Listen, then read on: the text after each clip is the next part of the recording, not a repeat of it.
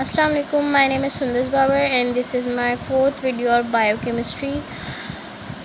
Okay, तो हमने जो लास्ट टॉपिक किया था उसमें हमने स्ट्रक्चर्स वगैरह और बायोमॉलिक्यूल्स वगैरह के बारे में पढ़ा था। तो उसमें बहुत सारे इस तरह के क्वेश्चंस आए थे, जैसे कि अमाइनो एसिड और इस तरह के क्वेश्चंस आए थे, जो मैंने आप लोगों से कहा था कि मैं बाद में वो डिस्कस करूँगी जब हम चार्ट पे आएंगे, क्योंकि आगे हमारे पास चार्ट था, तो उस वजह से उस वक्त हमने वो डिस्कशन वहीं पर डिसकंटिन्यू कर दिया। अब यहाँ पे हम लोग पढ़ेंगे उस चार्ट के बारे में और ये समझेंगे कि बेसिकली वहाँ पे ऐसी क्या बात हो रही थी जो हमने बाद के लिए रखी थी।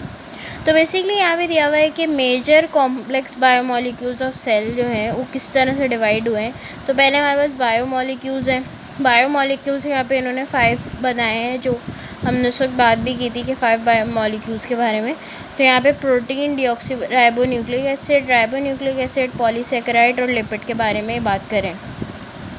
अब इसके बिल्डिंग ब्लॉक्स के बारे में भी बात करेंगे और मेजर फंक्शंस। अच्छा, ये जो आपका फर्स्ट टॉपिक है जो हम आजकल जो हम लोग कवर कर रहे हैं, बायोमॉलिक्यूल्स इन द सेल, ये जो हमने पिछली भी वीडियोस में कवर किया है।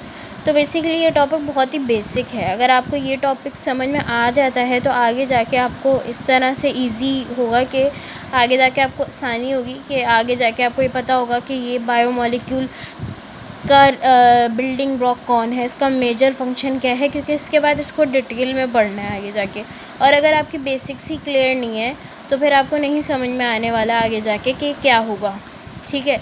तो बेसिकली हमारे पास प्रोटीन जो है उसका जो बिल्डिंग ब्लॉक होता है, यानी जो प्रोटीन को बनाता है, वो क्या है? Amino acid. Amino acid basically protein को बनाता है और अमाइनो एसिड एक ऐसा एसिड है जो कि बहुत ही असेंशियल बिल्डिंग ब्लॉक है लाइफ के लिए, ठीक है। इसका फंक्शन क्या होता है कि fundamental basis of structure and function of cell.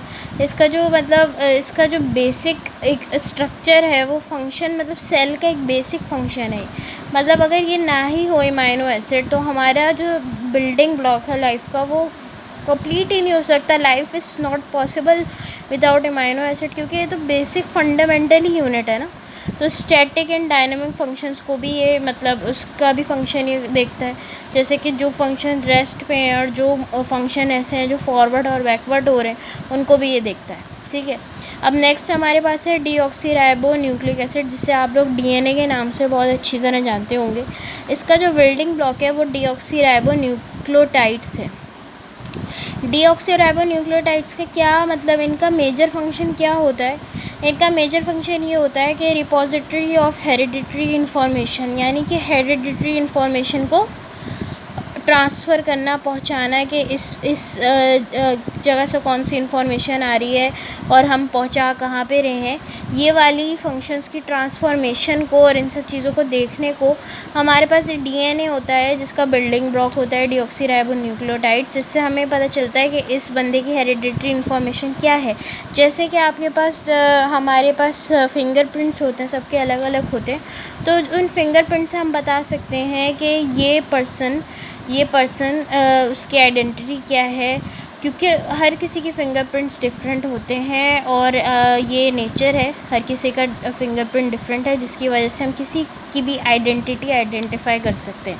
Okay, next is ribonucleic acid जिसका बिल्डिंग ब्लॉक है राइबोन्यूक्लियोटाइड्स, जो एसेंशियली रिक्वायर्ड है प्रोटीन बायोसिंथेसिस के लिए, यानी प्रोटीन की सिंथेसिस के लिए, प्रोटीन के बनने के लिए आरएनए बहुत ज़्यादा इम्पॉर्टेंट है। ये एसेंशियली रिक्वायर्ड होता है। अगर ये नहीं होता तो उसका मतलब ये भी था कि प्रोटीन नहीं बन सकता था। Okay, next is lipid. Lipid का बिल्डिंग ब्लॉक होता है फैटी एसिड और glycerol, storage form of energy to meet long term demand, structural components of membrane. यानी कि जो फैटी एसिड हैं, जो ग्लाइसरॉल है, वो आपके लिए इतने इंपॉर्टेंट है क्योंकि ये एनर्जी को स्टोर करते हैं। ओके, तो आप लोगों ने देखा होगा एसिड, जो फैटी एसिड होते हैं, जो कि फैट्स होते हैं हमारी बॉडी में, वो एक मतलब बहुत ही इंपॉर्टेंट प्ले करते हैं रोल हमारी बॉडी में, क्योंकि उससे हमारी एनर्जी होती है, एनर्जी स्टोर करते हैं वो। इसलिए हम लोग अपने जो ये तो हमारे सेल्स के बायोमॉलिक्यूल्स हैं, लेकिन हम लोग वैसे भी खाने में थोड़ा सा फ़ैट ज़रूर ऐड करना चाहिए। उससे ये होता है कि हमारे अंदर जो है एनर्जी की स्टोरेज होती है और एनर्जी हमारी बहुत ज़्यादा होती है। जैसे कि हम कार्ब्स को मना करते हैं, आप लोगों ने सुना होगा कार्बोहाइड्रेट के बारे में। जब हम कार्ब्स को मना करते हैं कि हमें रोटी नहीं खानी चाहिए, हमें चावल नहीं खानी चाहिए, हमें घी नहीं खाना चाहिए, हमें ऑयल नहीं खाना चाहिए, लेकिन घी भी थोड़ा खाना चाहिए। ये हमारी माइंड को भी एक सुकून मिलता है। जैसे अगर हम रात को थोड़ा सा घी डाल लें अपने खाने में, तो उससे जैसे 1 चम्मच आपने डाल लिया अपने खाने में, हाफ़ मतलब 1 चम्मच का ये मतलब नहीं भर के पूरा आपने डाल दिया, थोड़ा सा डाल दिया, उसको आप खाएं तो आपके माइंड को बिल्कुल रिलैक्सेशन मिलती है। ठीक है, तो फैटी एसिड एक तो एनर्जी का भी काम करते हैं और आपकी बॉडी में काफ़ी स्ट्रक्चरल कंपोनेंट, जैसे यहाँ पे मेम्ब्रेन को उसके कंपोनेंट्स के स्ट्रक्चर को उसमें हेल्प कर रहे हैं, लेकिन हमारी बॉडी के लिए भी वैसे भी इम्पॉर्टेंट है। ठीक है, ओके। नेक्स्ट हमारे पास है chemical composition of man. The chemical composition of a normal man weighing 65 kg is given in table 1.2। वही वाली बात होगी, जब भी हम टेबल पे बढ़ते हैं तो भी फिर आपसे बात करेंगे। Water is the solvent of life. Water हमारी लाइफ का सॉल्वेंट है and contributes to more than 60% of the body weight. अच्छा, वाटर हमारी बॉडी लाइफ का सॉल्वेंट है और हमारी बॉडी का वेट कितना लेता है? 60% वाटर हमारी बॉडी का वेट लेता है। This is followed by protein mostly in muscle. ये फॉलोड किससे होता है? प्रोटीन से, जो कि ज़्यादातर मसल में होता है। और lipid mostly in adipose tissue. Lipid ज़्यादातर कहाँ होता है? एडिपोज टिश्यू में। The carbohydrate content is rather low which is in the form of glycogen. Carbohydrate की कंटेंट कम होती है उन सब के मुकाबले में, जो किसके फॉर्म में होती है? ग्लाइकोजन के फॉर्म में।